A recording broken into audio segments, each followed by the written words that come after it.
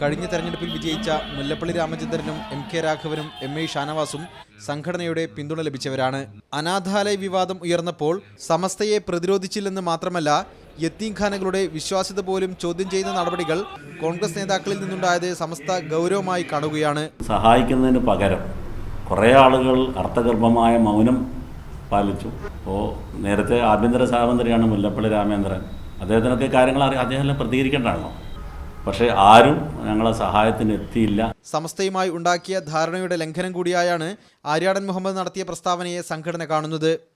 കോൺഗ്രസിനോട് ഇനി വിട്ടുവീഴ്ച വേണ്ടതില്ലെന്ന നിലപാടിനാണ് സംഘടനയിൽ ഇപ്പോൾ ഭൂരിപക്ഷം. അപ്പോൾ സമസ്ത എല്ലാ തെറ്റുകൾക്കൊക്കെ കൂട്ടുനിൽക്കുന്ന, അതൊക്കെ നടത്തുന്ന ഒന്നാണെന്ന് വരുത്തി തീർക്കാൻ ആരൊക്കെയാണോ ശ്രമിച്ചത് അവരൊക്കെ ആ അർത്ഥത്തിൽ തന്നെ ഞങ്ങൾ കൈകാര്യം ചെയ്യേണ്ടി വരുമല്ലോ. തീർച്ചയായിട്ടും അതൊക്കെ ഞങ്ങളുടെ അജണ്ടയിലുള്ളതാണ്. ഭരണകൂട മാധ്യമ വേട്ടയ്ക്കെതിരെ എന്ന തലക്കെട്ടിൽ സമസ്ത കോഴിക്കോട് നടത്തുന്ന സമ്മേളനം കോൺഗ്രസിനെതിരായ പ്രതിഷേധ സമ്മേളനം കൂടിയാകും. ശാഖാതലം മുതൽ കോൺഗ്രസിനെ വിമർശിച്ച് പ്രചാരണ ക്യാമ്പയിനുകളും സമസ്ത ആസൂത്രണം ചെയ്യുന്നുണ്ട്. MK Shukkur, media 1, Kozhikode.